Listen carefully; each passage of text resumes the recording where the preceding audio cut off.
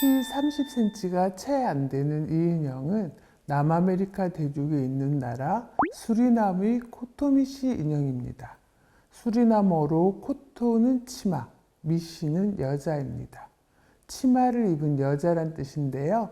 코토는 이 모양의 옷입니다. 풍성한 옷을 입고 있는 이 인형은 수리남의 많은 이야기를 담고 있기도 합니다. 인형 속의 문화가 알록달록, 어쩔 수다. 이번 시간에는 코토미시 인형을 통해 우리가 잘 몰랐던 수리남에 대해 알아볼까 합니다. 저는 인형을 통해 세계 문화를 소개하고 있는 학예사 김진경입니다.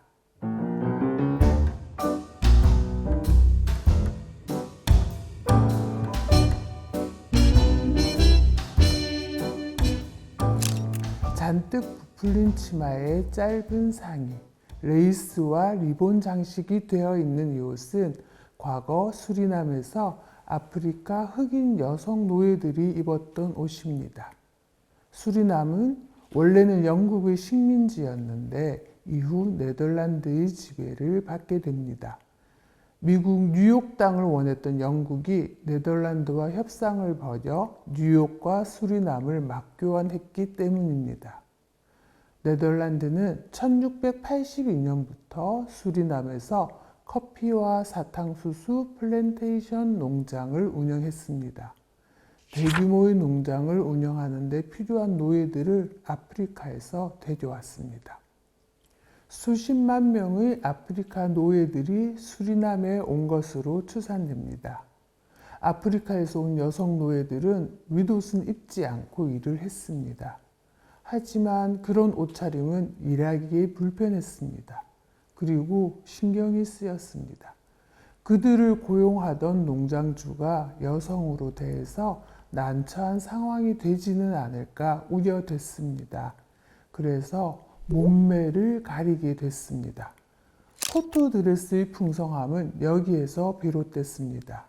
노예 여성들은 날씬하고 아름답게 보이기 위해서가 아니라 뚱뚱하고 못생겨 보이게 옷을 입어야 했습니다.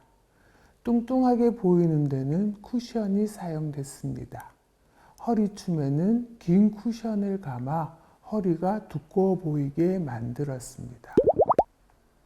코토 드레스가 뚱뚱하게 보이기 위해 입는 것이었다면 앙이사 혹은 아니사는 은밀한 소통을 위해 쓰는 머리 장식이었습니다. 아니사는 아프리카에서 온 여성 노예들 사이에서 멋을 내는 차원을 넘어 자신들만의 신호를 교환하는 코드가 되었습니다. 보통 치마와 같은 천으로 만든 아니사는 90에서 100cm 정도의 정사각형 천을 카사바 풀로 빳빳하게 고정시키고 또 접어서 만들었습니다. 이 천으로 어떤 모양을 만드느냐에 따라서 의미가 달라졌습니다. 일을 하는 중에도 아니사를 통해 소통을 할 수 있었습니다. 아니사로는 우리 나중에 구석에서 만나자, 그들의 말을 들어보자, 조용히 해 등등의 신호를 교환했습니다. 무문자 사회였던 아프리카에서 이미지나 음악을 통한 의사소통에 익숙했던 이들에게 이러한 공통의 코드를 만들어 소통하는 것은 어렵지 않았을 것입니다. 수리남 여성 노예들은 어떤 환경에서 일을 해야 했을까요?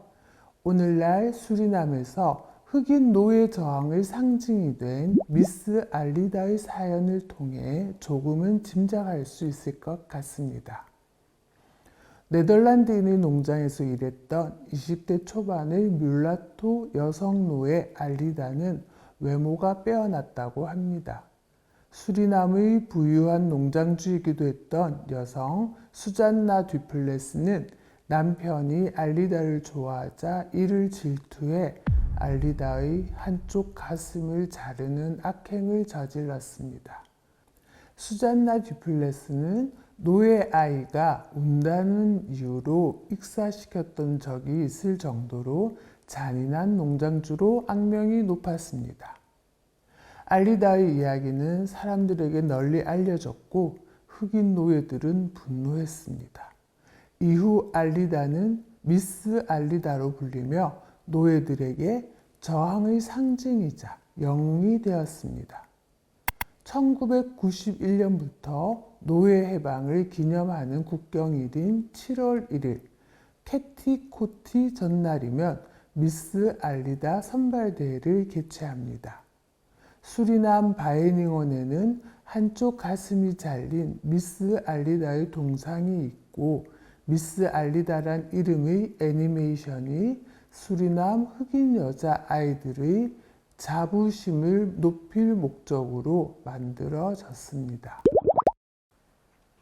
알리다처럼 비인간적인 대우를 받고 또 수리남 농장의 힘든 노동을 겪은 아프리카 노예들은 농장에서의 생활을 거부하고 숲으로 가기 시작했습니다.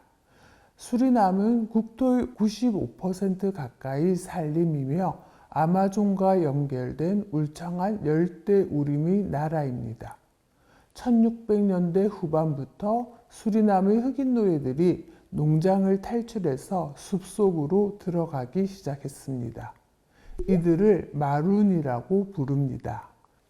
아프리카에서 온 흑인 노예들이 많았던 아메리카 대륙에서는 다른 나라, 아이티, 쿠바, 자메이카, 브라질 등에서 마룬이 등장했습니다. 마룬은 자립으로 공동체를 만들고 아프리카의 문화를 유지했습니다. 아프리카 고유의 음식을 먹고 아프리카 종교를 가진 채 자신들의 정체성을 지켜나갔던 것이죠. 특히 서부 아프리카에서 많은 흑인들이 노예로 왔던 수리남에서는 가나 전통 직물 켄테와 비슷한 판기를 만들어 입었습니다. 판기는 가로 세로로 스트라이프 무늬가 많은 천입니다. 농장에서 코트를 입었던 여성들은 마른 생활에서는 아프리카에서처럼 윗옷은 입지 않고 판기만을 걸친 채 생활했습니다. 수리남에서 마룬의 세력은 점점 커졌습니다. 울창한 숲은 마룬들에게 좋은 은신처가 됐습니다. 1740년쯤에 이르러서 마룬은 수리남 곳곳에서 네덜란드 농장주들 혹은 네덜란드 식민당국을 위협할 정도로 세력이 커졌습니다. 1760년 10월 10일 수리남 마룬은 식민정부와 정해진 지역에서 거주할 자유를 획득하는 조약을 맺었습니다. 수리남 마룬의 이 조약은 의미가 깊습니다. 수리남의 다른 아프리카 흑인들이 여전히 네덜란드 농장주 밑에서 일을 해야 할 때였으니까요. 수리남에서 노예는 1873년에야 해방이 됩니다. 수리남 마룬은 스스로 100여 년이나 앞선 노예 해방을 이루어냈고 이는 세계 아프리카 노예 역사 속에서도 놀라운 사건으로 기록되고 있습니다. 수리남은 남한의 1.6배 정도 되는 면적에 60만 명 정도의 인구가 살고 있는 남미에서도 가장 작은 나라입니다. 수리남이란 이름은 원주민 수리넨의 이름에서 따왔습니다. 일찍이 네덜란드의 식민지가 되었고 네덜란드 서인도 회사는 당시 호황이었던 사탕수수와 커피, 목재 등을 수리남에서 생산해 교역을 했습니다. 하지만 세계적으로 노예가 해방되어 노예 무역이 금지되면서 수리남에서는 전체 인구의 약 70%에 달하는 5만 명 정도의 노예가 해방되었습니다. 농장에서 일할 사람이 필요했던 네덜란드는 19세기 후반 인도와 인도네시아, 중국에서 노동력을 유입했습니다. 1975년 네덜란드로부터 독립한 수리남은 다문화 국가가 되었습니다.